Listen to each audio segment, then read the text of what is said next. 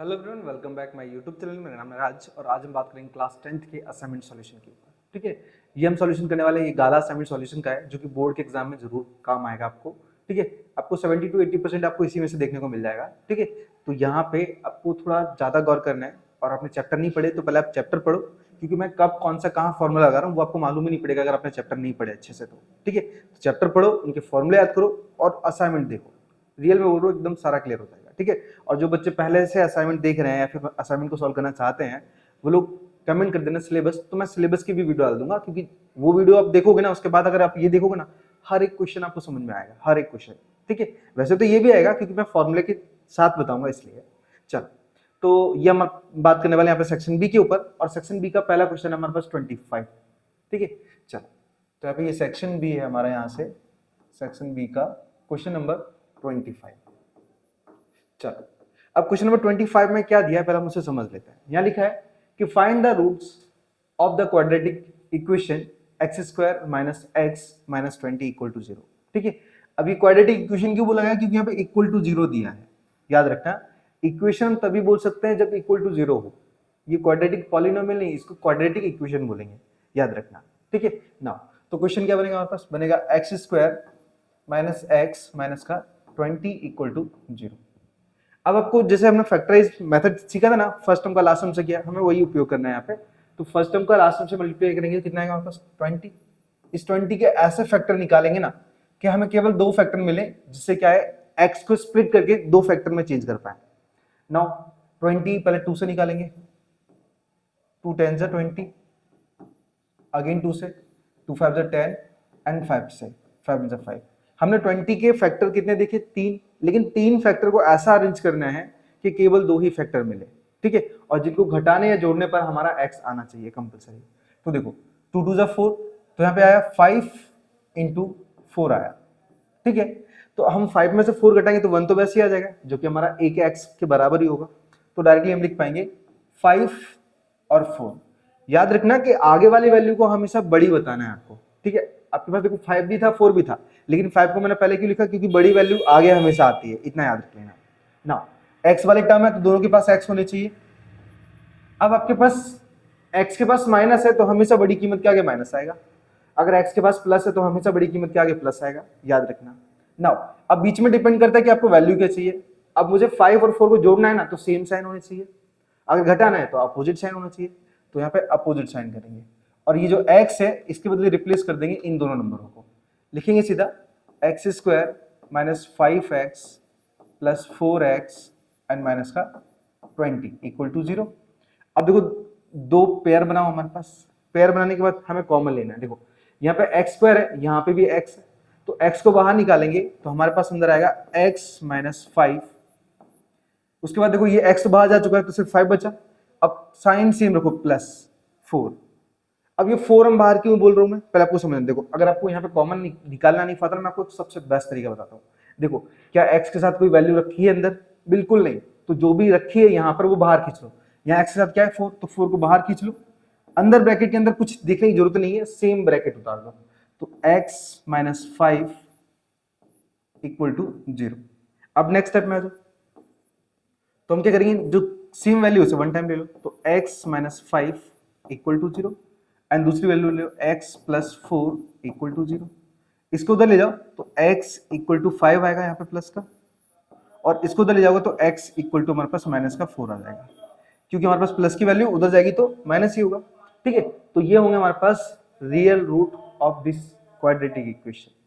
ठीक है, अगर आपको स्टेटमेंट डालना है, बस स्टेटमेंट डालोगे तो बहुत अच्छा रहेगा, स्टेटमेंट डालोगे तो बहुत अच्छा रहेगा आपके लिए कि रूट्स आर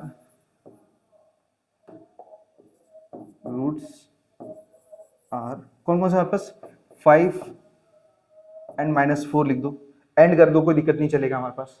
ठीक है, तो ये होंगे हमारे आंसर। मैं एक बार कंफर्म कर लेता हूँ, या दोनों राइट है एकदम। ठीक है, चलो, सो आई होप इस तरीके से आपको करना है वो समझ में आ गया हो। चलिए, सो बढ़ते हैं क्वेश्चन नंबर 26 के ऊपर। आप नोट कर लो, फिर मैं आपसे रफ कर देता हूँ।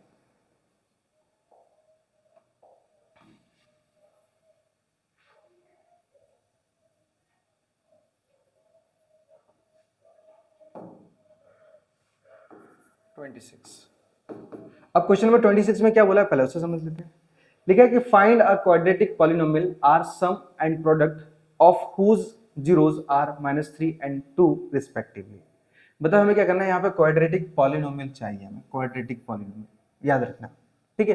तो हम क्या करेंगे, यहाँ पे हम अपने एक फॉर्मूला लिखेंगे, लेकिन उससे पहले जो कीमत दी है पहले उसे लिखेंगे, ठीक है। हमें गिवन क्या है, यहाँ पे बोला गया है कि यहाँ पे सम और प्रोडक्ट दिए हैं। सम हमारे पास -3 है और प्रोडक्ट हमारा 2 है, तो हम शायद लिख सकते हैं सीधा डायरेक्टली कि सम ऑफ जीरोस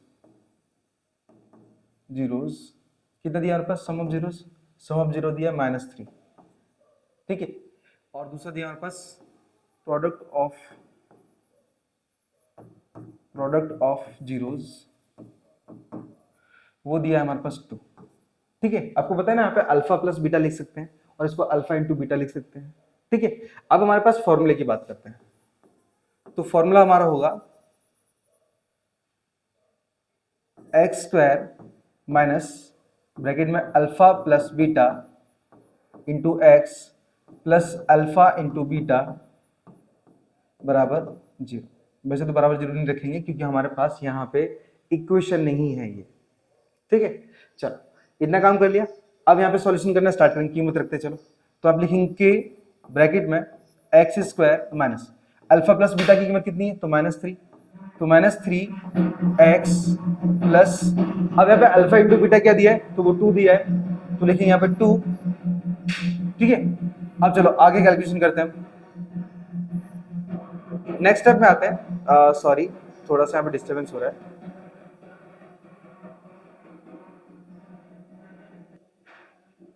ओके अब थोड़ा सा डिस्टर्बेंस कम हो गया है, चल तो आगे चलते हैं। अब नेक्स्ट हम क्या करेंगे, यहाँ पे k ब्रैकेट में, यहाँ पे देखो x², ये माइनस माइनस प्लस हो जाएगा और यहाँ पे बनेगा ये 3x एंड प्लस का 2, ठीक है। अब आगे अंदर कुछ कैलकुलेशन है नहीं, तो हमारा आंसर यहीं तक कंप्लीट हो जाएगा, ठीक है। बस आपको लास्ट में लिख देना है k does not belong to 0, मतलब कहने का अर्थ है कि k के बराबर 0 नहीं आना चाहिए। अगर k के बराबर 0 आ जाएगा तो पूरा फैक्टर हमारा 0 हो जाएगा, जो कि हमारा आंसर गलत होगा, ठीक है। हमारे पास क्वाड्रेटिक पॉलिनोमियल लिख देना आपको लास्ट में, क्वाड्रेटिक पॉलिनोमियल है वो हमारा होगा k ब्रैकेट में x² plus 3x plus 2 and यहाँ पे लिखोगे k does not belong to 0, आपका आंसर। बस इतना काम करना है और आपका काम पूरा, ठीक है। इसको हम दो और तरीके से निकाल सकते हैं। वो एक तो आपको पता ही है alpha plus beta equal to -b/a, आप उसके फॉर्म से निकाल सकते हो। एक और तरीका है, वो थोड़ा लॉन्ग है, ठीक है, वो आपको 3 मार्क्स में काम आएगा, लेकिन वो स्टैंडर्ड वालों के लिए इनफ एक तरीके से आप लोग रहने दीजिए। आप लोग ये कर लोगे तो भी आपके लिए आपको पूरे मार्क्स मिल जाएंगे, ठीक है। चलो सो बढ़ते हैं क्वेश्चन नंबर नेक्स्ट की तरफ।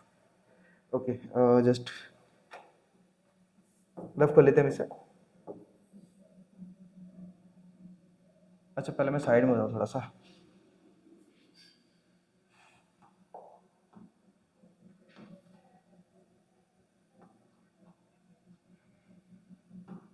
ओके आई होप नोट कर लिया आपने, और वीडियो अच्छी लग रही है तो वीडियो को लाइक, चैनल को सब्सक्राइब कर लो। और जो भी आपके दोस्त वगैरह हैं जो तैयारी करना चाहते हैं मैथमेटिक्स की, उन्हें भी शेयर कर दो ये वीडियो, बिकॉज क्या है उनकी भी तैयारी अच्छे से हो पाए और आपकी भी अच्छी हो पाए, ठीक है। जिससे क्या है आपका कंपटीशन उन बच्चों से बन सके, ठीक है। दोनों देखेंगे कोई दिक्कत नहीं है, लेकिन दोनों जब पढ़ेंगे ना तो पता है जब कंपटीशन हमारा ज़्यादा अच्छा होता है ना, तब जाके हमारी तैयारी भी अच्छी मानी जाती है। क्यों? क्योंकि जैसे मान लो चलो कि मेरा दोस्त है कोई, अब वो अच्छा पढ़ रहा है तो हम क्या करते हैं, देख देख के सोचते हैं कि मैं भी अच्छा पढ़ूंगा, मैं भी इससे ज़्यादा मार्क्स लेके आऊँगा, मैं भी इसके बराबर मार्क्स लेके आऊँ। तो वो सारी चीज़ें हैं, आप कंपटीशन रखो किसी के साथ, ठीक है। विदाउट कंपटीशन पढ़ाई नहीं होती और मजा भी नहीं आता, ठीक है। खुद विचार करो किसी को आप नीचा दिखाना चाहते हो और मार्क्स खूब पढ़ रहा है अच्छे से दबा के और मार्क्स अच्छा आ जाए तो क्या होगा, वो तो वैसे ही शर्मिंदा हो जाएगा। तो इस वैसे नीचा मत दिखाओ, जितना हो सके ना आप पढ़ाई पर जोर दिखाओ जितना हो सके, ठीक है। जो आपको बोल रहे हैं कि पढ़ना नहीं जानता, आता नहीं है, वो खुद ब खुद डाउन हो जाएगा एक तरीके से। चलो अब क्वेश्चन नंबर 27, यहाँ क्वेश्चन नंबर 27 में क्या लिखा है कि if 1 zero of quadratic polynomial 6x² plus 37x minus p minus 2 is inverse of the other zero. अब देखो दो जीरो है, एक तो हमारे पास कुछ भी है और उसका दूसरा क्या है, इनवर्स है। इनवर्स बोले तो उल्टा है। रेसिप्रोकल बोल सकते हो। तो हम क्या करेंगे, उसे मानना पड़ेगा। हम लिखेंगे late B 1 0 is x and other zeros, क्या लिखेंगे हम 1/x। ठीक है, मतलब उसका रेसिप्रोकल हो जाएगा। अब हमें चाहिए क्या, अब हमें बोला गया कि other zero and then find the value of p। अगर हमें ये वाली वैल्यू निकालनी है ना, तो ये हमारे पास आता है प्रोडक्ट आता है, ये sum of product of zeros आता है।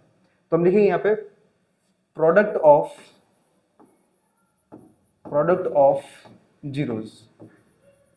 Zeros equal to c upon a। अब हमारे पास प्रोडक्ट ऑफ जीरोस कितना है, तो वो दिया हमारे पास क्या, x इंटू में 1/x, क्योंकि दोनों जीरो तो यही है, पहला और दूसरा। ठीक है, अब इक्वल टू, अब c की कीमत क्या बनेगी, तो आपको पता है ना यहाँ पे जनरल फॉर्मूला कौन सा था हमारे पास, जनरल फॉर्मूला ये वाला था, ax² plus bx plus c बराबर 0।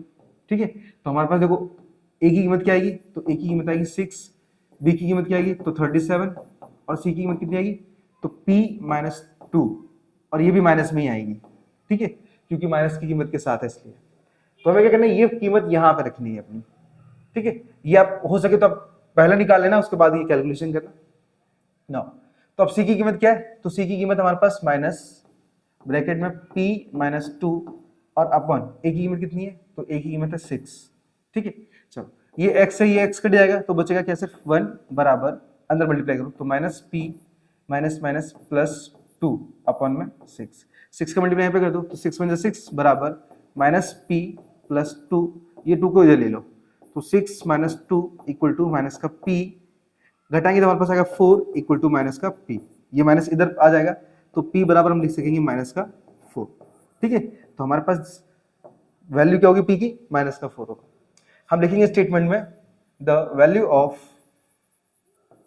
Of p is -4।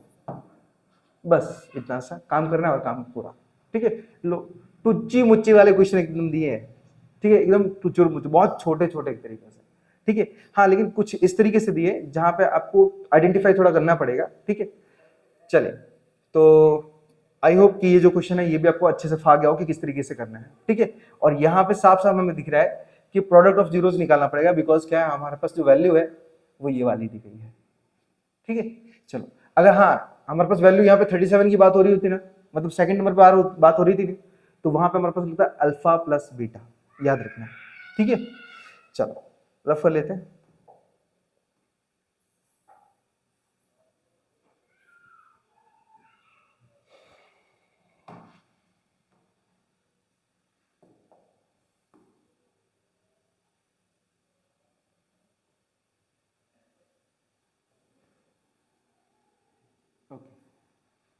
तो अब बारी है क्वेश्चन नंबर 28 की। 28, अब 28 में क्या बोला गया है, यह बोला है कि find 20th term of an AP. Okay, हमें क्या करना है, 20वां टर्म फाइंड करना है यहाँ पे। तो पहले जो एपी दिया है उसे लिख लो, एपी। अब एपी क्या दिया हमारे पास, 2 7 12 10। ठीक है, तो हमारे पास एपी ये दिया हुआ है, हमें फाइंड करना है 20th टर्म, बोले तो हमारे पास A20 फाइंड करना है हमें। ठीक है, और A20 को तो हम तब फाइंड कर सकते हैं जब हमारे पास A और D होगा। तो हम क्या करेंगे, यहाँ पे A और D निकालेंगे। तो A किसको बोलते हैं, फर्स्ट टर्म को, तो फर्स्ट टर्म क्या दिया है 2। D किसको बोलते हैं, डिफरेंस को, तो इन दोनों के बीच का डिफरेंस कितने का है, 5 का है। आप डायरेक्टली कर सकते हो। ठीक है, और आपको D निकालना जल्दी नहीं पाता तो आप याद रखें ना, सबसे बेस्ट तरीका बताऊँ मैं आपको, कीमत अगर बढ़ती जाए मतलब असेंडिंग ऑर्डर में हो तो आपका प्लस का D निकलेगा। जैसे डिफरेंस कितने का दिख रहा है मुझे, 5 का। कीमत अगर बढ़ रही है, एक के ऊपर एक कीमत बढ़ती जा रही है, ठीक है, तो हमेशा प्लस का D आएगा। अगर कीमत रिवर्स है, डिसेंडिंग ऑर्डर में है, मतलब घट रही है हर बार, ठीक है, तो ऐसी कंडीशन में माइनस का D आएगा, इतना याद रख लेना। ठीक है, आप डायरेक्ट निकाल सकते हो ना। अब आपको 20th टर्म चाहिए, तो A20 को चेंज करोगे A + 19D। A की कीमत 2 + 19 और D की कीमत क्यों होती है 5 बराबर, तो 2 + 19 5 95, इनको जोड़ेंगे तो 97 हमारा आंसर आ जाएगा। ठीक है, लिखेंगे the 20th term is 97।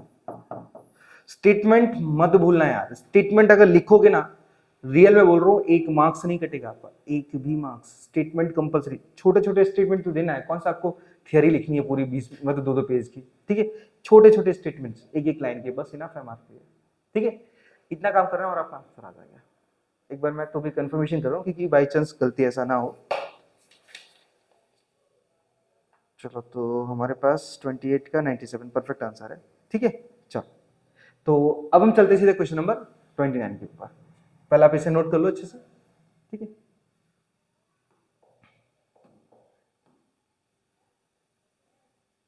Okay,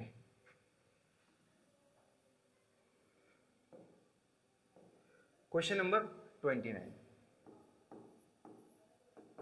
अब क्वेश्चन नंबर 29 में क्या बोला पहले समझ लेते हैं कि find all the sum of all integer from 51 to 100। मतलब हमें क्या करना है, 51 से लेके 100 तक के बीच के जो नंबर है ना, उन सभी का सम निकालना है। मतलब एसएन बोल सकते हो, एसएन फाइंड करना है, एसएन, ठीक है। अब एसएन तो तभी निकलेगा जब हमारे पास ए डी एन ये सब की कीमत आएगी।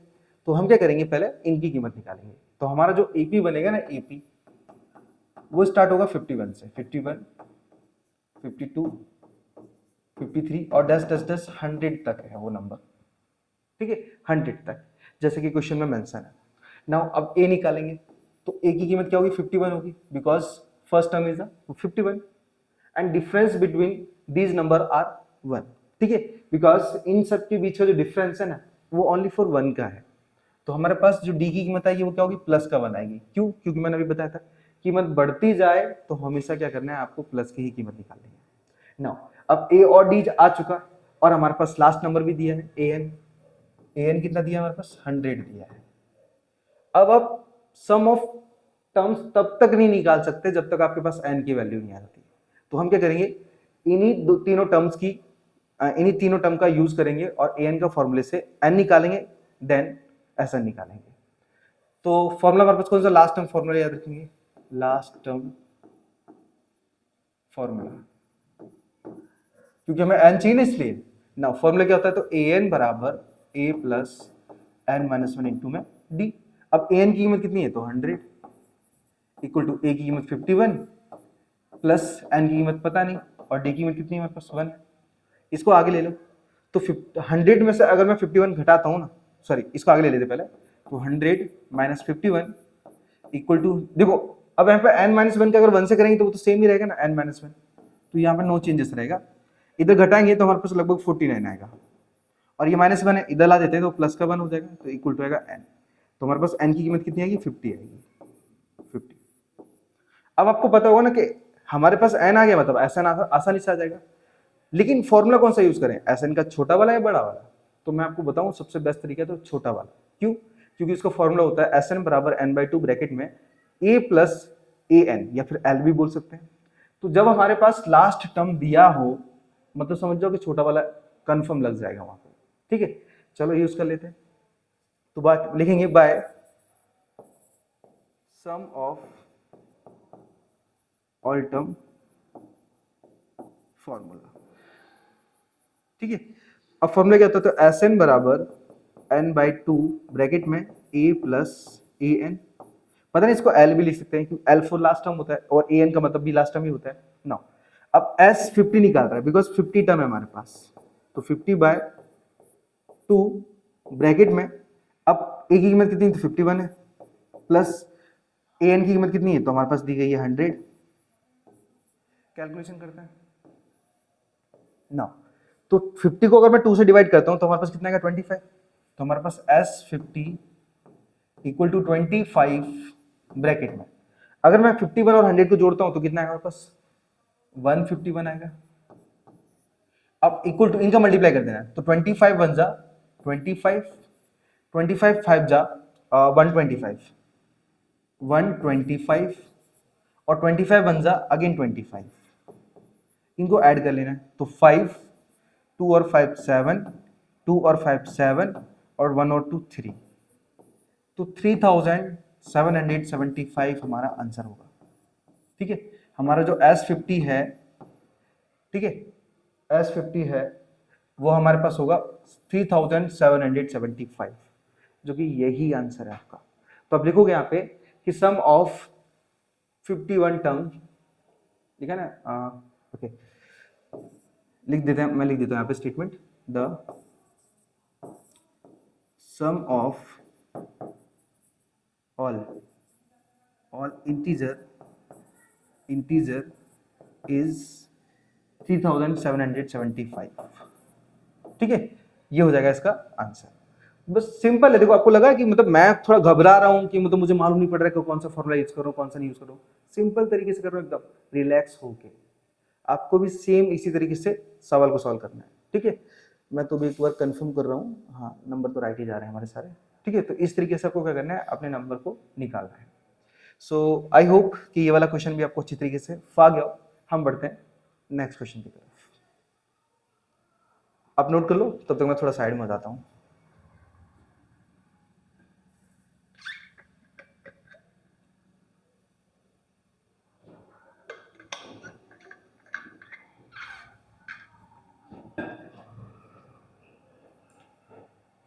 चले,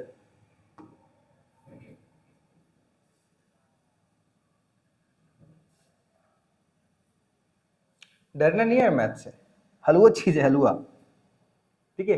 बस खाली सीखते जाओ मेरे साथ। मैंने आपको बोला ना कि आपकी 10th में इतनी इजी बना दूंगा ना, आप बोलोगे। बस खाली क्या है, आप जितना हो सके ना मेरे चैनल को ग्रोथ करवा दो यार, बस इतनी सी छोटी रिक्वेस्ट है। क्योंकि मैं नया हूँ चैनल के ऊपर, और कुछ बच्चों ने बोला था मेरे क्लासेस के कि सर आप यूट्यूब पर भी पढ़ाओ, क्योंकि आपका जो पढ़ाने का अंदाज है वो बहुत अच्छा है और बच्चों को जल्दी समझ में आ जाता है। तो इस बीच पे क्या, बच्चों के कहने पर मैंने चालू किया था ना, आप देख ही रहे, ठीक है। तो कैसे भी इस चैनल को मतलब ज्यादा से ज्यादा लोगों तक पहुंचा दो, बस खाली इतना चाहता हूं मैं, और कुछ नहीं, ठीक है। और जो भी बच्चे नए आए हैं इस चैनल के ऊपर और जो मुझे देख रहे हैं, ठीक है, अगर उन्हें रियल में सवाल सीखने हैं ना, आप लोग मेरे से जुड़ भी सकते हो, मेरे से बात भी कर सकते हो चैटिंग के द्वारा एक तरीके से। तो मैंने डिस्क्रिप्शन में एक लिंक दे दी है व्हाट्सएप ग्रुप की, आप ज्वाइन करो, और उस ग्रुप में ज्वाइन होने के बाद आपको जो भी डाउट्स है, दिक्कत है, आप बता सकते हो, मैं उसका सॉल्यूशन निकाल के दूंगा, ठीक है। चलो बढ़ते हैं नेक्स्ट क्वेश्चन की तरफ। तो इस बार क्वेश्चन है हमारे पास 30। अब 30 वाले क्वेश्चन में क्या बोला गया है, यहाँ बोला कि find the coordinates of the point which divides the line segment joining point 4, -3 and 8, 5 in the ratio 3:1 internally. Okay, तो देखो अगर ऐसे क्वेश्चंस आते हैं आपके पास, तो आपको करना क्या, पहले समझना। ऐसे क्वेश्चंस में सबसे पहले आपको फिगर बनाने की कोशिश करनी है, पहली चीज याद रखना, सबसे पहले आपको फिगर बनाने की कोशिश करनी है, ठीक है। क्योंकि जो हमने इससे पहले जो क्वेश्चन किए थे वो फिगर वाले नहीं थे, लेकिन इससे हम फिगर में कन्वर्ट कर सकते हैं ना। अब हमारे पास दो कोऑर्डिनेट दिए गए, ये पहला कोऑर्डिनेट है और ये लास्ट कोऑर्डिनेट है। तो इसकी कीमत तो दी नहीं गई है, तो हम क्या करेंगे, इस लाइन का पहले नाम दे देते हैं ए और बी। ये दुनिया के सबसे प्यारे नाम है, मैं अपने बच्चों के भी नाम ए और बी रखूंगा, मस्ती करूंगा। चलो, तो हमारे पास ए के कोऑर्डिनेट कौन सा है, 4, -3। दूसरा कोऑर्डिनेट दिया 8,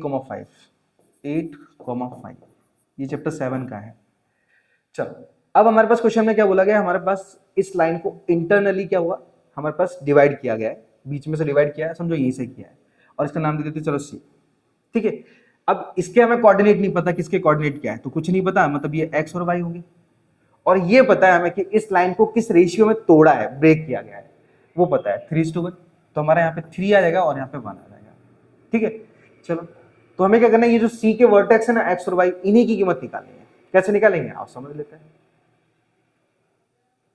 चलो, मैं इसको थोड़ा सा छोटा बना के यहाँ लिख देता हूँ। चलो, अब हम क्या करेंगे, यहाँ पे पहले हम देखेंगे रेशियो।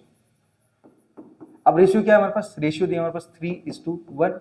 तो हमारे पास m1 की कीमत हो जाएगी 3 और m2 की कीमत हो जाएगी 1, ठीक है। 3 और 1 हमारे पास m1 m2 की कीमत होगी। अब यहाँ पे जो फॉर्मूला लगेगा ना, याद रखना कि कभी भी रेशियो दिया है ना, आपको सेक्शन फॉर्मूला ही यूज करना है, सेक्शन फॉर्मूला। तो लिखेंगे हम बाय सेक्शन फॉर्मूला, ठीक है। और फॉर्मूला होता है हमारे पास x, y बराबर m1 x2 plus m2 x1 upon में m1 plus m2 comma m1 y2 plus m2 y1 upon में m1 प्लस m2। ये आपका सेक्शन का फॉर्मूला है, ठीक है। इस सेक्शन के फॉर्मूले में आपको कीमत रख देनी है, ठीक है। अब याद रखना है कि हमारे पास ये जो वर्टेक्स है ना, ये पहला वाला आपको दिख रहा होगा कि ये जो पहला वाला जो वर्टेक्स है ये वाला और ये वाला, आपको इसमें से कीमत निकालनी है x1 y1 और लास्ट वाले से निकालनी है x2 y2, याद रखना।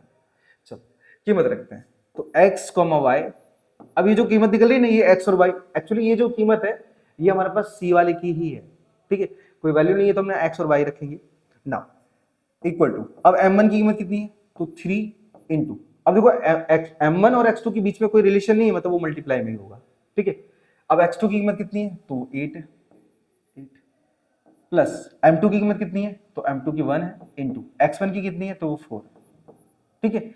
आपको नहीं मालूम पड़ रहा है कि कीमत कैसे निकाल रहा हूं मैं, तो याद रखना कि ब्रैकेट के अंदर जो पहली कीमत होती है वो हमेशा x की होती है और जो दूसरी कीमत होती है वो हमेशा y की होती है। तो मैंने क्या बोला यहाँ पे x2 बोला, तो x2 मतलब इसमें से मैंने बोला था कि यहाँ पे x1 y1 निकालेंगे, x2 y2 निकालेंगे, तो पहली कीमत x2 की, ना हमने 8 रखा है इस तरीके से।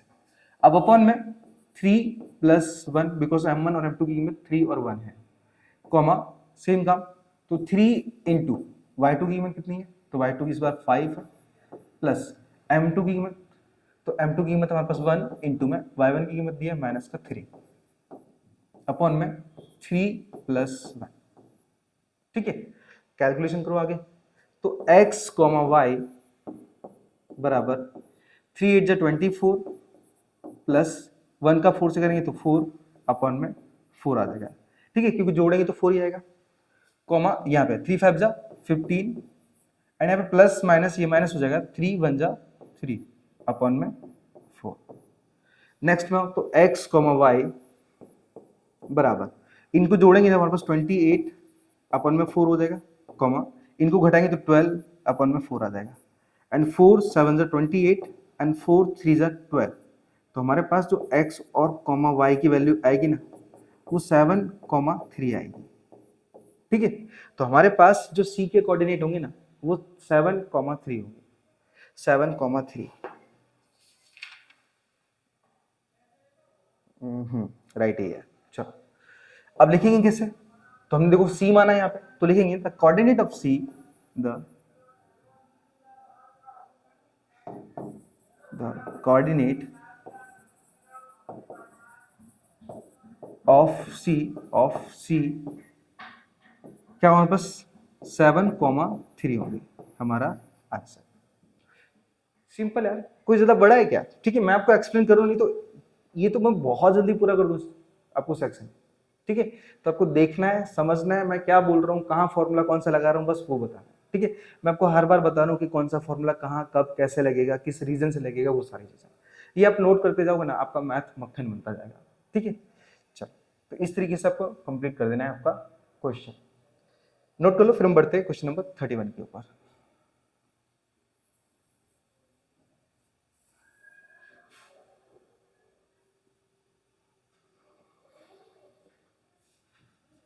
चलिए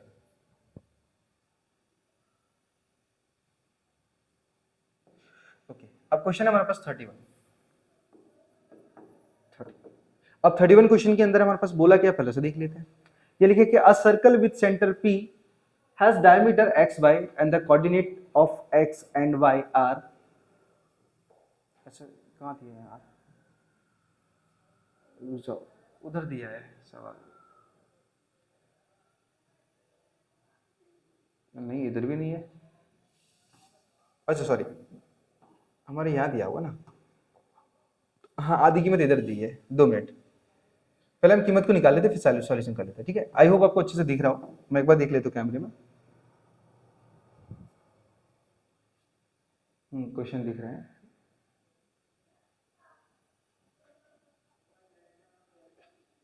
चलो ओके। तो पहले हम कीमत उतार लेते फिर क्वेश्चन को थोड़ा लास्ट बना देते हैं ना। अब हमारे पास एक सर्कल है, हमारे पास एक सर्कल है और जिसका सेंटर दिया है P, यहां पे लिखा है कि a circle with centre P, हमारे पास सेंटर P है। आगे बोला गया है and has diameter x y, और उसका जो डायमीटर है हमारे पास वो एक्स वाई है। हमारे पास जो डायमीटर है, ठीक है, वो दिया है एक्स कॉमा वाई। आगे बोला गया है कि the coordinate of x and y, x और वाई के कोऑर्डिनेट दिए गए हैं 3 कोमा -10, 3 कोमा -10। आगे बोला है 1,4, 1,4, ठीक है। तो आगे लिखा है find the coordinate of P, मतलब पी के कोऑर्डिनेट निकालना है। अब आपको देख के कुछ तो हिंट आ गया होगा या फिर मालूम पड़ गया होगा कि हमारे पास ये जो पी दिया है, अरे गोली चल चलेगा, तो हमारे पास जो पी दिया है ना वो सेंटर में है, और सेंटर के लिए यहाँ पे जो फॉर्मूला लगेगा ना वो होगा मिड पॉइंट थ्योरम, ठीक है, मिड पॉइंट फॉर्मूला, ठीक है। तो हम क्या करते हैं, पहले से थोड़ा सा स्मॉल कर लेते साइज में,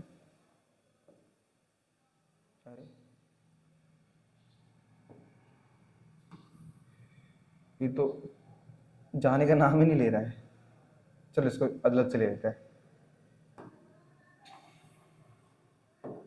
पी को हटा देते, पी को, उसको सही से बना देते हैं, अभी रुक ना,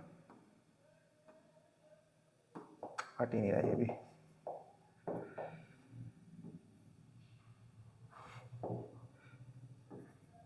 यहाँ पे पी है और इस पी के कोऑर्डिनेट निकाले हैं, कुछ नहीं तो यहाँ पे एक्स और वाई मानेंगे फिलहाल में, ठीक है। चलो तो ये क्वेश्चन है, चलो फाइंड करते हैं। तो ना हमारे पास यहाँ पे ये x1 y1 और x2 y2 यहाँ से निकालना है। अब हमें निकालना है सिर्फ इसके कोऑर्डिनेट, तो फॉर्मूला लगेगा by mid point formula, mid point formula, ठीक है। चैप्टर नंबर 7 का यही है ना।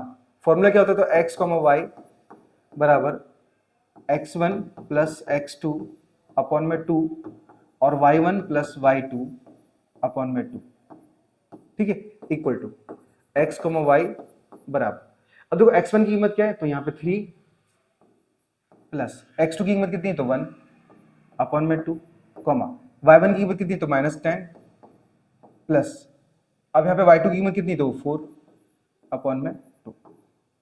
नेक्स्ट आगे चलते हैं, तो x कॉमा वाई बराबर, इसको जोड़ेंगे तो 4/2 आ जाएगा और इसको जोड़ेंगे तो माइनस का 6/2 आ जाएगा, ठीक है। पता होगा क्यों, क्योंकि साइन अपोजिट है, तो 10 में से 4 घटेगा तो 6 आएगा, बट बड़ी कीमत क्या आ गई, माइनस, तो आंसर माइनस। नाउ अब 2 2 जा 4, 2 3 जा 6, माइनस एज इट इज आ जाएगा। नाउ तो हमारे पास x और y की जो कीमत आएगी ना वो आएगी हमारे पास 2, -3, ठीक है। तो ये होगा हमारे पास मिड पॉइंट, बोले तो p के कोऑर्डिनेट होंगे, ठीक है। अब आपको स्टेटमेंट बतानी छोटी सी, तो लिखोगे आप कि द कोऑर्डिनेट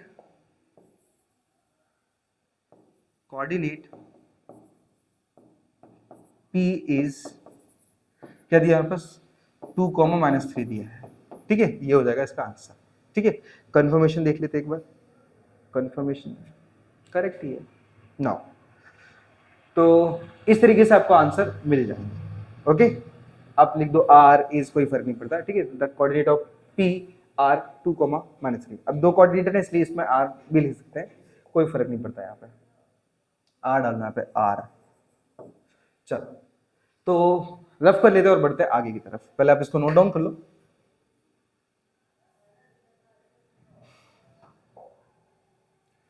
याद रखना फिगर जहां बन रहा है वहां बनाना पड़ेगा, कंपलसरी आपके लिए। नाउ रफ कर देते हैं इसको।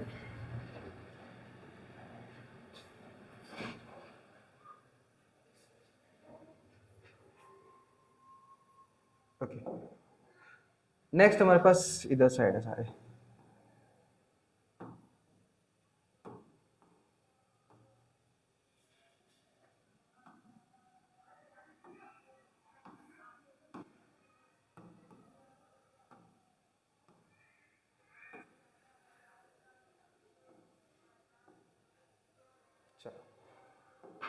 अब क्वेश्चन नंबर 31 में क्या बोला है, यहाँ बोला गया prove that cos square theta minus sine square theta equal to cos, मतलब 2 cos स्क्वायर थीटा -1, ये मैं प्रूव करना है।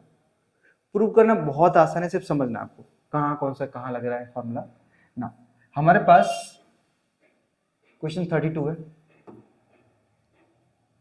32, अब 32 में हमारे पास दिया गया है cos square theta minus sine square theta. अब हमें प्रूव करना है तो लिखेंगे हम टू प्रूव करना है हमारे पास 2 कॉस स्क्वायर थीटा माइनस में, ये हमें प्रूव करना है। प्रूव करना बहुत मक्खन है यार।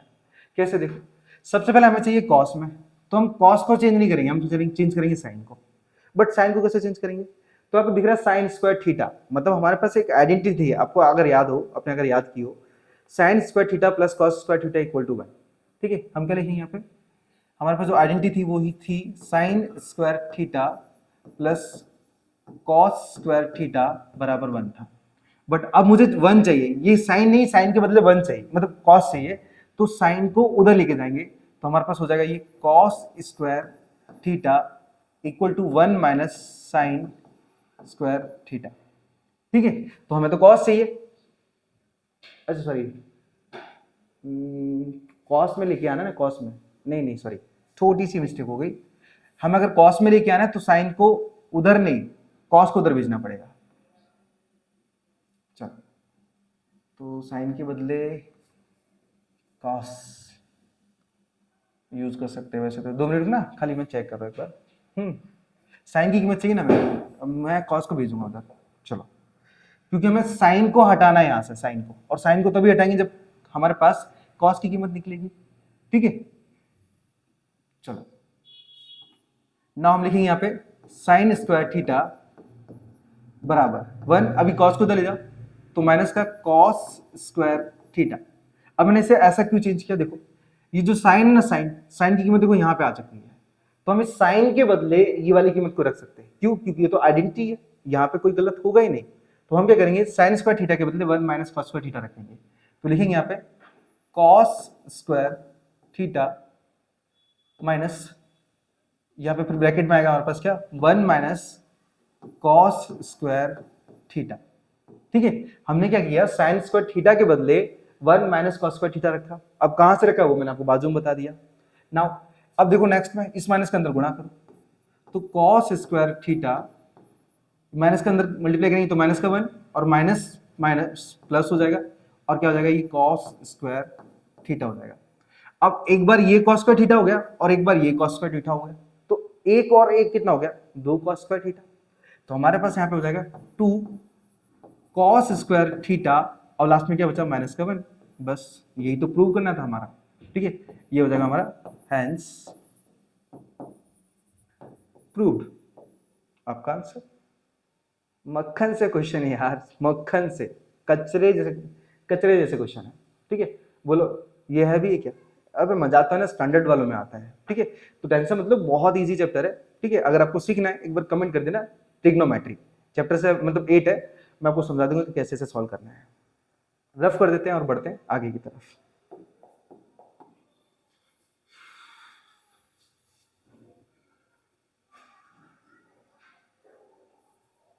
चलो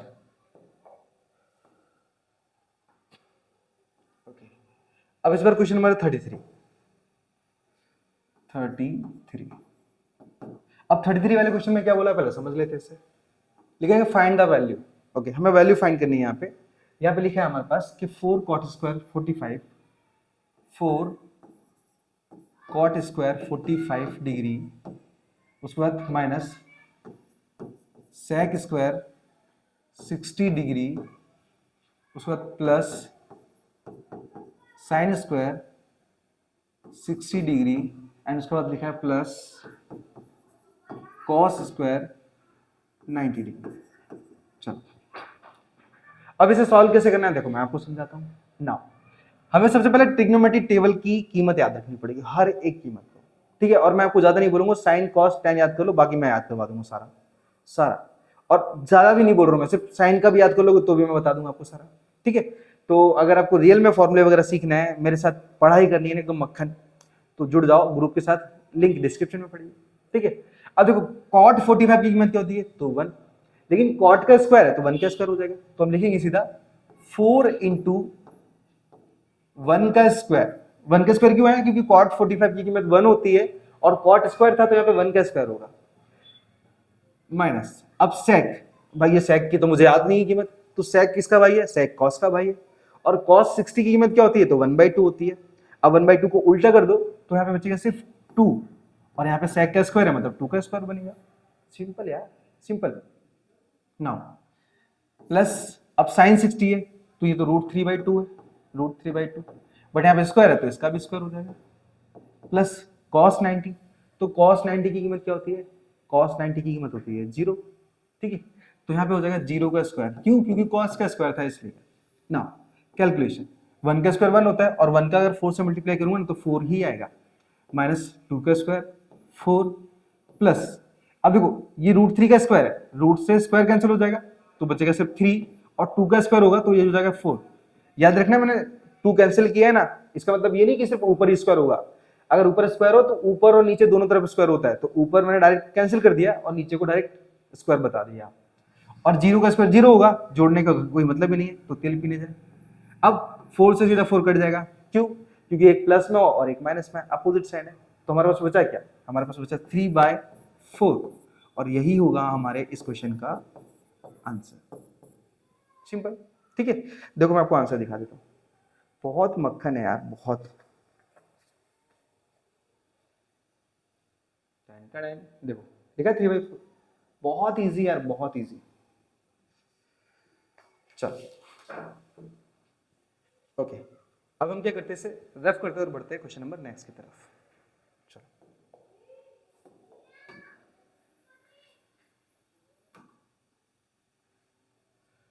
याद रखना ये जो पेपर है प्रीवियस ईयर का बोर्ड का पेपर है, तो इसको थोड़ा इग्नोर मत करना, हो सके तो अच्छे से तैयार करना है आपको। चलो क्वेश्चन नंबर 34। अब 34 क्वेश्चन में क्या बोला है कि the angle of elevation of the top of a tower from a point on the ground which is 30 meter away from the foot of the tower is 30 degree and find the height of the tower। Simple एक तरीके से, एक बार तो भी मैं अच्छे से एक बार देख लूं। The angle of elevation of top of a tower from a point on the ground which is elevation angle 30 metre away from the foot of the tower।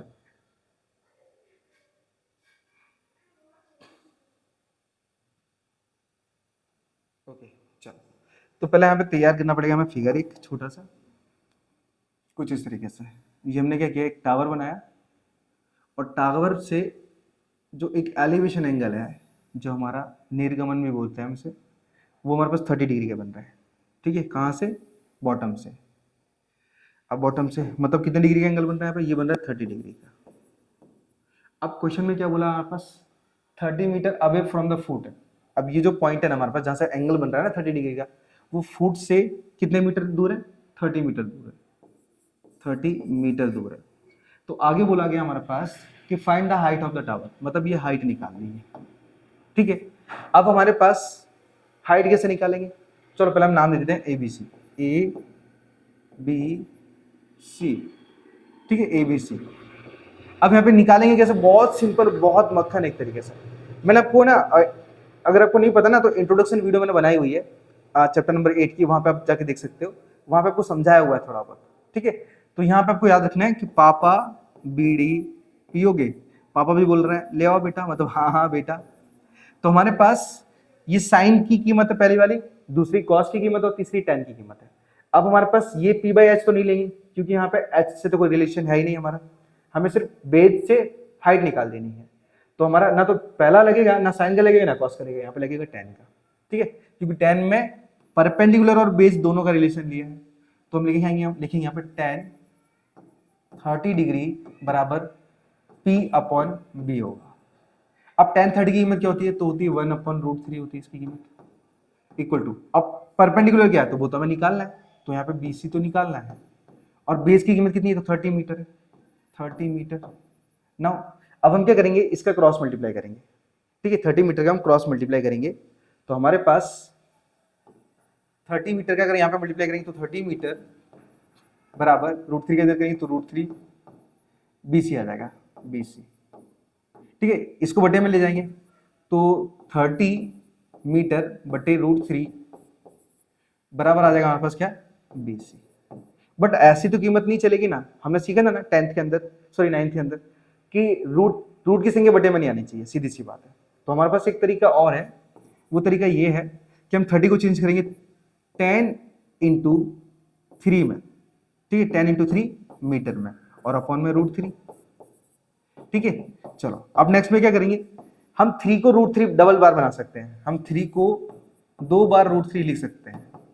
क्यों और कैसे, देखो अगर मल्टीप्लाई करेंगे तो रूट में 9 आएगा, और रूट का 9 होता है वापस से 3, ठीक है। लेकिन वो आइडेंटिटी से क्या होगा ना, हम इसको ये इसमें चेंज करेंगे ना, तो इससे नीचे वाला रूट हट जाएगा, तो हमें ज्यादा कुछ करने की जरूरत पड़ेगी नहीं। तो हम चेंज करेंगे, तो लिखेंगे हम 10 इंटू में √3 इंटू में √3, और अपॉन में आ जाएगा सीधा √3 इक्वल टू में BC। अब √3 से √3 डायरेक्ट कैंसिल कर देंगे, तो हमारे पास सीधी BC की कीमत बनेगी, BC की कीमत बनेगी 10 √3 मीटर, हमारा आंसर, ठीक है। तो हमारा जो परपेंडिकुलर है ना, वो आएगा हमारे पास 10 √3, ठीक है। अब है ना, इस थोड़ा मेरे पास है ना स्पेस नहीं है, तो आप इसे नोट कर लेना, बहुत इजी क्वेश्चन है और आराम से आप ये क्या होगा आपको, ठीक है। अगर नहीं पता चैप्टर के बारे में अच्छे से कि मैंने ये कैसे किया है, तो आप चैप्टर का नाम लिख देना, ट्रिग्नोमेट्री एप्लीकेबल, ठीक है। या फिर हमारे पास चैप्टर नंबर 9 में लिख दो तो भी इनफ है हमारे लिए। चैप्टर 9 का ही ये क्वेश्चन है, बहुत ईजी है, बहुत सिंपल है, सिर्फ कैसे करना है वो मैं आपको उसमें बता दूंगा और ज्यादा, तो आपके लिए और क्लियर हो जाएगा, ठीक है। चलो ओके, आपको लिखना है, तो the length of perpendicular is 10 √3 metre, ठीक है, ये लिख दो, काम खत्म। चलो रफ करते हुए बढ़ते हैं क्वेश्चन नंबर नेक्स्ट की तरफ, ठीक है। अब यहाँ पे जो क्वेश्चन नंबर 34 है ना, अगेन दिया है कि 4 ब्लाइंड स्टूडेंट, इसको अटेंड नहीं करना है, इसको अटेंड नहीं करना है। पिछले साल में कुछ बच्चे थे मेरी क्लास के भी, उन्होंने अटेंड कर लिया था, ठीक है। तो क्योंकि उन्होंने पढ़ा नहीं और जल्दी जल्दी में क्या लगे रहे, ठीक है, तो इस वजह से अटेंड कर लेते कुछ क्वेश्चन। तो ऐसा आप गलती मत करना कि वो ब्लाइंड स्टूडेंट के लिए है, और आप ब्लाइंड नहीं हो, आप सिर्फ अकल के अंधे हो, आंखों से नहीं, ठीक है। चलो तो वो चीज है, और आप नहीं, सॉरी वो लोग थे जो जिन्होंने अटेंड किया था, आप नहीं हो, आप समझ जाओगे, ठीक है। चलो तो 34 वाले को रफ कर देते हो, बिकॉज हमारा आंसर आ चुका है।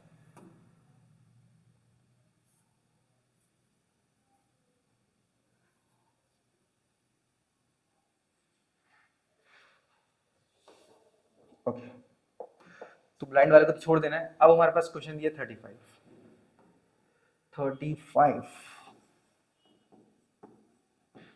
अब 35 वाले क्वेश्चन में क्या दिया है कि find the total surface area of cube with edge 6 centimetre. Okay, तो हमारे पास पहले क्यूब बना लेते हैं। अच्छा, क्यूब तो हमारे पास दिया ही होगा यहाँ पे। चलो, हमारे पास ये क्यूब है, ठीक है। एज का मतलब क्या है, एक साइड की कीमत हमारे पास 6 मीटर है। अब आपको पता है कि हमारे पास, सॉरी सेंटीमीटर दिया है, हमारे पास जो क्यूब होता है ना, क्यूब की प्रॉपर्टी होती है कि वहां पे लेंथ, विड्थ और हाइट सब 6 मीटर सेंटीमीटर का ही होगा, ठीक है। क्योंकि एक साइड सेंटीमीटर की है, मतलब 6 सेंटीमीटर की है, तो सारी की सारी साइड कितनी होगी, 6 सेंटीमीटर होगी, क्योंकि क्यूब का रूल ही है, उसकी प्रॉपर्टी ही है ये। तो हमारे पास जो हाइट है वो भी 6 सेंटीमीटर होगी, और जो ब्रीथ है वो भी 6 सेंटीमीटर होगी। बस हमें क्या करना है, एक अच्छा सा फॉर्मूला चिपका देना है, ठीक है। तो हमारे पास फॉर्मूला क्या होगा, हम लिखेंगे यहाँ पे TSA of cube equal to 6L², इसका फॉर्मूला होता है। TSA का मतलब तो टोटल सरफेस एरिया, मतलब पूरा इसका जो सरफेस एरिया है, कुल पृष्ठीय क्षेत्रफल होगा ना, वो 6L² होगा इसका फॉर्मूला, ठीक है। नहीं पता तो चैप्टर का नाम लिख देना, इनफ है, मैं आपको समझाऊंगा अच्छे से, ठीक है। और कौन सा फॉर्मूला कहाँ लग रहा है मैं आपको विथ प्रैक्टिकल बताऊंगा कि हाँ ये फिगर है, इसकी ये साइड इतनी सेंटीमीटर की होगी, कितनी होगी, वो सब मैं आपको समझाऊंगा, बस खाली चैप्टर का नाम लिख देना, ठीक है। चलो, अब हमारे पास 6L², तो 6 साइड कितनी है हमारे पास, तो साइड 6 की है, तो यहाँ पे L बोले तो एक लेंथ बतानी है आपको, तो यहाँ पे 6 है, तो लिखेंगे यहाँ पे 6 का स्क्वायर। नेक्स्ट में 6 इंटू 6 का स्क्वायर होता है 36। अब 6 का 36 से मल्टीप्लाई करेंगे तो 216। अब यहाँ पे सेंटीमीटर, तो ये सेंटीमीटर क्यूब बनेगा, नहीं सॉरी स्क्वायर बनेगा, बिकॉज एरिया निकालते हैं हम, ठीक है। तो हमारे पास जो एरिया आएगा वो 216 सेंटीमीटर स्क्वायर आएगा, ठीक है। तो हम लिखेंगे डायरेक्टली, हमारा जो TSA है वो होगा 216 सेंटीमीटर, 216 सेंटीमीटर स्क्वायर हमारा आंसर। लो, क्या करना है यार, एकदम मक्खन से क्वेश्चन, छोटे छोटे 2 मार्क्स से कहीं, ठीक है। तो इस तरीके से आपको अटेंड करना है। बढ़ते हैं अगले क्वेश्चन की तरफ। नेक्स्ट कौन सा है? 36 में ना, ओके चलो रफ कर लेते से।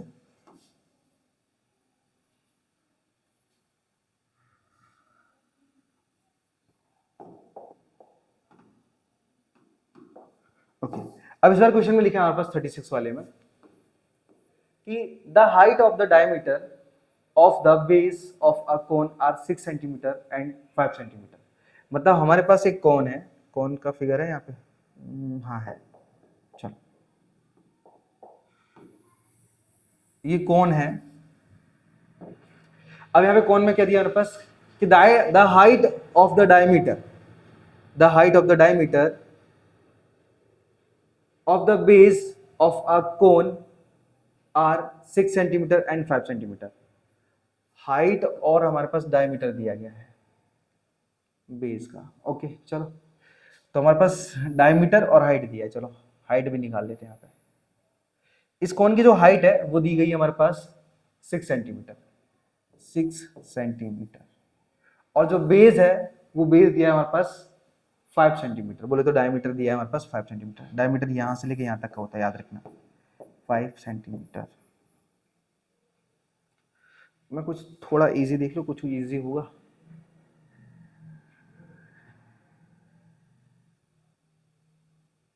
स्लैंट हाइट निकालनी है, स्लैंट हाइट, ओके चलो निकाल लेते हैं स्लैंट हाइट।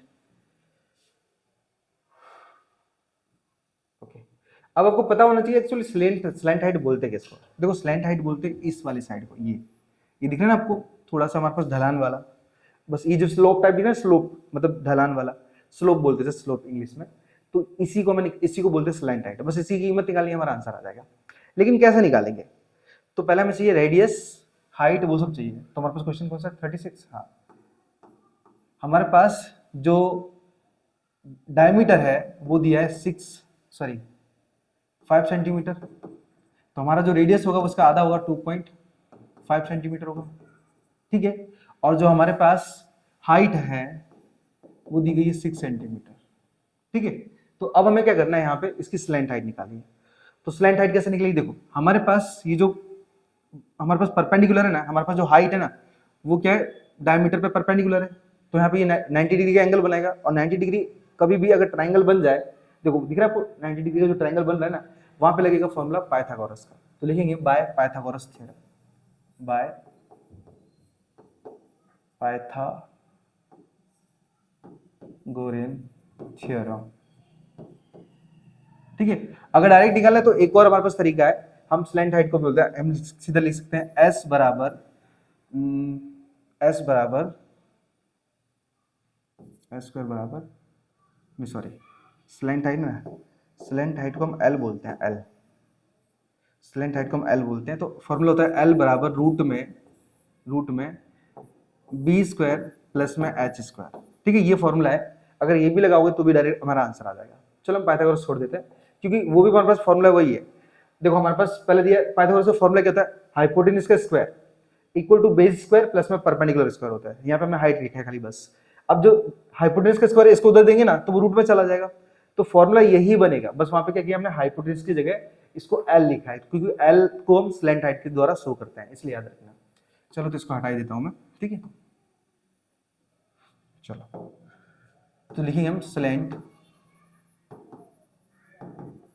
हाइट फॉर्मूला, ठीक है। अब ये स्लैंट हाइट का फॉर्मूला है। चलो अब लिखेंगे L बराबर रूट में बेस। तो बेस हमने क्या निकाला, अब बेस देखो हमारे पास इस ट्राइंगल का जो बेस होगा ना वो हाफ होगा पूरे डायमीटर का। तो हाफ तो क्या होता है, रेडियस होता है। तो रेडियस कितना निकाला हमने, 2.5 निकाला, तो 2.5 का स्क्वायर हो जाएगा ये, प्लस अब जो हाइट है वो हाइट कितना है हमारे पास, हाइट इसका 6 दिया है तो 6 का स्क्वायर हो जाएगा। नाउ कैलकुलेशन करते हैं, तो L बराबर रूट में 2.5 का स्क्वायर निकालेंगे तो 625, मतलब 6.25 आएगा, 6.25 प्लस 6 का स्क्वायर 36 होता है। इनको जोड़ते हैं तो L बराबर रूट में, अब देखो 36 और 6 42 हो जाएगा, 0.25 आ जाएगा, ठीक है।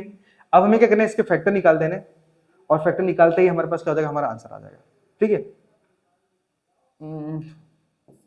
5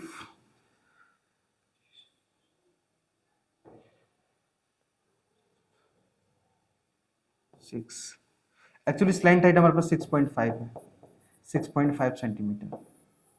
ठीक है, मैंने डायरेक्ट ही रूट निकाला, एक बार मैं तो भी चेक कर लेता हूँ, वैसे तो राइट ही है, राइट ही। ठीक है, हाँ अगर आपको नहीं मालूम पड़ा कि मैंने ये 6.5 कैसे निकाला, तो ये शॉर्टकट तरीका है। ठीक है, आपको अगर नहीं पता तो आप लिख देना शॉर्टकट, स्क्वायर रूट बोलते हैं, स्क्वायर रूट। ठीक है ना, तो स्क्वायर रूट ट्रिक लिख देना, खाली स्क्वायर रूट ट्रिक। तो उसके लिए मैं अलग से ट्रिक बना दूंगा कि स्क्वायर रूट को आप डायरेक्ट कैसे निकालोगे। ठीक है, अगर आपको थोड़ा लॉन्ग निकालना तो आप ऐसे निकाल सकते हो कि 4225, पहला पॉइंट हटा दो अंदर से, फिर क्या 4225 लिख दो। अब इसके फैक्टर निकाल लो। अब पीछे 5 है, पहले चेक कर लो 3 से जाएगा नहीं जाएगा, तो 5 और 7, 7 और 2 9, 9 और 4 13, 2 से तो नहीं जाएगा, हम 3 से भी नहीं जाएगा, सीधा किससे निकलेगा, 5 से निकलेगा। तो 5 8 जब 40, 2 इधर आ गया, 5 4 जब 20, 2 इधर आ गया, 5 5 जब 25, अगेन 5 से जाएगा ये। अब 5 1 जब 5, 3 इधर आ गया, तो 5 6 जब 30, 4 इधर आ गया, 5 9 जब 45। अब ये सिर्फ 13 की टेबल से ही जाएगा, 13 की टेबल से, तो 13 के टेबल में 13 आ जाएगा एंड 13 अगेन आएगा। तो देखो हमारे पास एक पेयर बना तो रूट से 13 बाहर आ जाएगा, और ये एक पेयर बना तो रूट से 5 भी बाहर आ जाएगा, और 13 5 जो 65 आएगा। ठीक है, अब हमारे पास क्या है, रूट से कभी भी संख्या बाहर आती ना, तो जहां पे डबल डिजिट आगे पॉइंट होता है ना, वहां सिंगल डिजिट में हो जाता है, तो सिंगल डिजिट के आगे पॉइंट लगाना है, मतलब 6.5 हो जाएगा। तो इस तरीके से आप अपने क्वेश्चन के आंसर बना सकते हो। ठीक है, चल आई होप स्लैंट हाइट मैंने कैसे निकाला वो आपको मालूम पड़ गया हो। हम चलते हैं इसके लास्ट क्वेश्चन के ऊपर, जो कि सेक्शन बी का एक लास्ट एंडिंग क्वेश्चन है। ठीक है, जो कि हमारे पास 37 है। रफ करते हैं और बढ़ते हैं नेक्स्ट क्वेश्चन की तरफ। आई होप आपको मालूम पड़ रहा हो कि कैसे क्या मैंने फाइंड आउट किया। बहुत सिंपल है, बहुत मक्खन जैसे चैप्टर है ये। ठीक है, मक्खन जैसे क्वेश्चन। चल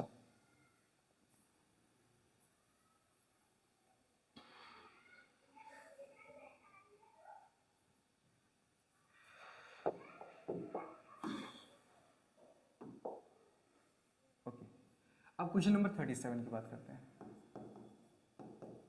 क्वेश्चन नंबर 37 में क्या लिखा है कि if for some frequency distribution हमारे पास दी गई है, एल की कीमत, F1 की कीमत, F0 की कीमत, F2 की कीमत, H की कीमत, देन फाइंड द मोड।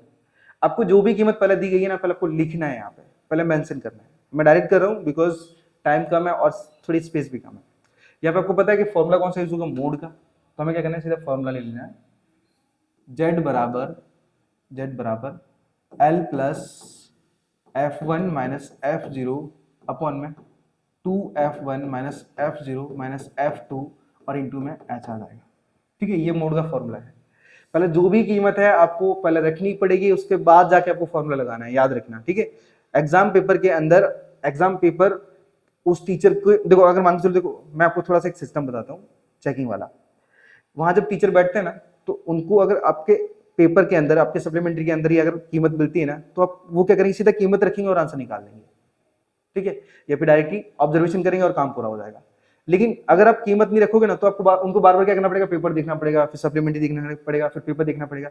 तो ऐसी कंडीशन में क्या होगा, आपकी सप्लीमेंट्री लेट होगी और उनको मिलता है पैसा इस सप्लीमेंट्री को चेक करने का, 7 रुपए, 10 रुपए, 9 रुपए ऐसा करके।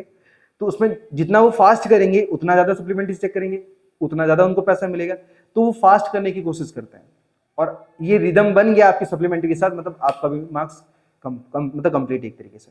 तो याद रखना, आपको पहले कीमत रखनी है, फिर आपको सवाल करना है हमेशा। चलो, अब मोड निकालना है। एल की कीमत कितनी है, तो एल की कीमत दी गई है हमारे पास 40 प्लस F1 की कीमत तो 7 दी है, F0 की कीमत तो 3 दिया है, और 2F1 है, तो F1 की कीमत हमारे पास 7 है, तो 7 2 14 हो जाएगा डायरेक्टली, माइनस F0 की कीमत 3 माइनस F2 की कीमत 6 और इंटू H की कीमत क्या दी है, H की कीमत दी गई है 15। चलो, अब इसका कैलकुलेशन कर लेते हैं। तो Z इक्वल टू 40 प्लस 7 में से 3 जाएगा, मतलब 4 बचेगा, अपॉन में 14। अब 3 और 6 जुड़ेगा ना, तो हमारे पास यहाँ पे 9 हो जाएगा, 3 और 6, क्योंकि दोनों के साइन सेम थे इसलिए, और इंटू में आ जाएगा 50।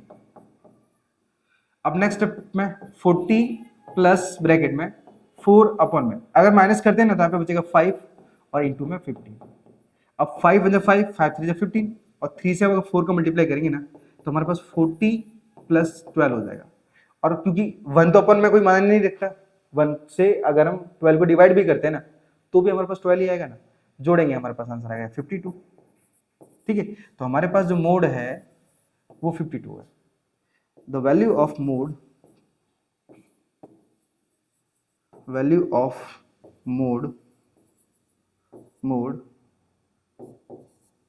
इज 52, यहाँ पर लिख दो इज 52।